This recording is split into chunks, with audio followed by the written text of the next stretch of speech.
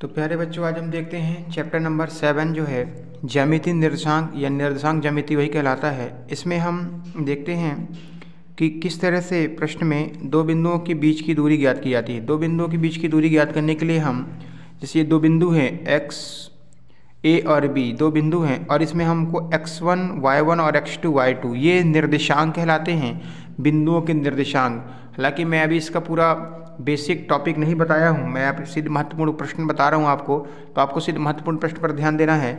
जैसे यहाँ पर दो बिंदु हैं, इन दोनों बिंदुओं के हमको बीच की दूरी ज्ञात करना है। तो इन दोनों बिंदुओं के बीच की दूरी ज्ञात करने का जो फार्मूला होता है, जैसे ए बी दो बिंदु हो गए, इनकी बीच की दूरी ज्ञात करने का सूत्र होता है under root x2 minus x1 का whole square plus y2 minus y1 का होल स्क्वायर। या इसको इस तरह भी लिख सकते हैं, जैसे ये रूट लगा है, रूट जब हटता है तो यहाँ स्क्वायर आ जाता है, तो ए बी स्क्वायर बराबर क्या हो जाएगा, हम इसको x2 माइनस x1 की जगह लिख सकते हैं क्या, x1 माइनस x2 का whole square plus y1 minus y2 का होल स्क्वायर।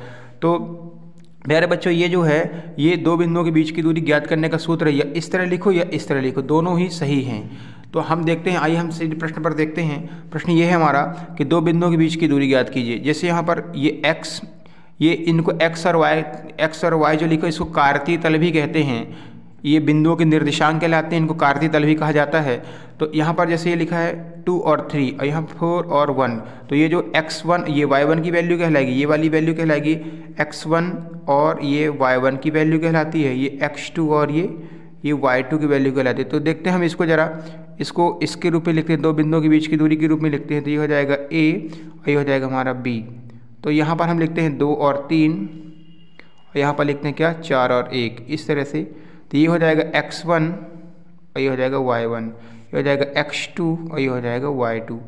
अब हम क्या करते हैं, अब ये जो x1 y1 x2 y2 की वैल्यू हम सीधे इस फार्मूले में रखते हैं। तो फार्मूला हमारा है ए बी बराबर अंडर रूट, बहुत ही आसान सरल तरीका, ये प्रश्न जनरली पूछा भी जाता है। तो हमने फार्मूला लिखा x2 माइनस x1 का whole square plus y2 minus y1 का होल स्क्वायर, इस तरह देखते हैं। और हम सीधे क्या करते हैं, वैल्यू रखते हैं। तो हम देखते हैं यहाँ पर x2 की वैल्यू कितनी है, ये x2 की वैल्यू कितनी है, 4 है, तो हमने 4, माइनस है तो माइनस लगा। x1 की वैल्यू कितनी है, 2, तो 2 लिखा, इसका होल स्क्वायर किया, प्लस यहाँ पर y2 की वैल्यू कितनी है, 1, तो 1 लिखा, और यहाँ पर इसकी वैल्यू -3, तो 3 का ये लिखा। अब हम देखते हैं इसको, यहाँ पर हमने क्या किया, घटा दिया। तो हमने क्या किया, यहाँ पर 4 में से 2 घटाया तो 2, मतलब 2 का स्क्वायर हो जाएगा, और प्लस यहाँ पर 3 में से 1 घटाएंगे तो देखो 3 में माइनस चिन्ह है तो -2 आएगा, तो -2 का होल स्क्वायर। अब हम देखते हैं, देखो जैसे यहाँ पर 2 का स्क्वायर कितना आएगा, 4, तो ये तो हमने इसको लिख लिया, ठीक है 4 लिख लिया। बट यहाँ पे देखते हैं ये -2 का होल स्क्वायर, इसका मतलब जब घात सम होती है तो प्लस में वैल्यू आती है, मतलब कितना आएगा, 4, कितना आएगा, 4, तो ये 4 हो जाएगा। अब 4 4 कितना हो गया, 8, तो ये हो जाएगा अंडर रूट 8। अब अंडर रूट 8 का हमको क्या निकालना पड़ता है, अभाज्य गुणनखंड विधि द्वारा वर्गमूल। तो 8 का निकालेंगे तो 2 से करेंगे तो 2, 4 आएगा यहाँ पर, फिर 2 से करेंगे तो 2 बार ही भाग जाएगा, 2 से करेंगे तो 1, तो इसका कितना निकलेगा वर्गमूल, 2 गुणित 2। अब हम क्या करें, चूँकि वर्गमूल में 2 का जोड़ा बनता है, 2 का पेयर बनता है, तो 2 का पेयर बनाया हमने। तो 2 का पेयर बनता, जिसका पेयर बनता है वो बाहर, जैसे ये इसका पेयर बना मतलब 2 एक बार है ना, एक ही बार बना ना, तो इनका एक जोड़ा बाहर निकालेंगे तो 2। अब जिसका जोड़ा नहीं बनता वो अंदर रहता है, तो 2 अंदर ही रहेगा। तो ए बी मतलब ए बी की बीच की दूरी क्या आई, 2 करणी 2। चूँकि दूरी है तो यहाँ पर क्या लिखा जाएगा, इकाई लिखा जाएगा, इकाई। ये हो गया हमारा आंसर। तो इस तरह से हम इसको इस बहुत ही आसान सरल तरीके से सॉल्व कर सकते हैं, और ये क्वेश्चन जनरली बोर्ड एग्जाम में पूछा भी जाता है। इसी से देखते हैं हम क्वेश्चन नंबर ये, इसी तरह का क्वेश्चन प्रश्न हमारा ये है। तो हम क्या करते हैं, यहाँ पर देखिए, हम यहाँ पर हम करते ये हैं कि ये हमारा बिंदु ए है, ये बिंदु बी है, ये हो जाएगा -5, ये हो जाएगा 7, ये हो जाएगा -1, ये हो जाएगा कितना 3। तो ये हो जाएगी x1 की वैल्यू x1, और ये हो जाएगा y1, यहाँ हो जाएगा x2 और ये हो जाएगा y2। तो इस तरह से आपको x1 और x2 की वैल्यू निर्धारित कर लेते हैं। और हम देखते हैं यहाँ पर ए बी दो बिंदु के बीच की दूरी कहलाएगी। तो हमने ए बी बराबर लिखा अंडर रूट, फार्मूले में मान रखा तो हो जाएगा x। अब हम देखो इस ये वाले फार्मूले में रख के देखते हैं ना, x1 माइनस x2 का होल स्क्वायर किया प्लस y1 माइनस y2 का होल स्क्वायर किया। आप कैसे भी करो आंसर आपका आएगा, क्योंकि वर्ग लगा ना, वर्ग में लगने में कोई दिक्कत नहीं आती है।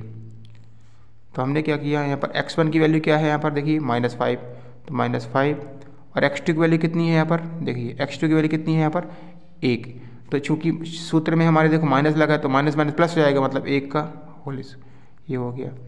अब y1 की वैल्यू कितनी है यहाँ पर 7, और y2 की वैल्यू कितनी है 3, तो माइनस ये हो जाएगा इस तरह से। अब देखिए यहाँ पर हम करते क्या हैं, अब हम यहाँ पर 5 में से 1 घटाते हैं तो कितना आएगा 4, तो मतलब -4 का होल स्क्वायर हो जाएगा। यहाँ पे से 7 में से 3 घटाएंगे तो 4 का स्क्वायर हो जाएगा इस तरह से। अब देखिए अभी मैंने बताया था यहाँ जैसे -4 का होल घात सम है तो कितना आएगा 4 चौके 16 हो जाएगा, प्लस 16 तो कट नहीं, √16 हो जाएगा, प्लस इसका भी कितना आएगा √16 आएगा। अब 16 कितना होता है, √32 होता है। अब हम 32 का फिर से वही वर्गमूल भाग विधि द्वारा करेंगे, तो 2 से करेंगे तो कितना आएगा 16, फिर 2 से करेंगे तो कितना आएगा 8, फिर 2 से करेंगे तो कितना आएगा 4, फिर 2 से करेंगे तो 2, और 2 से करेंगे तो 1।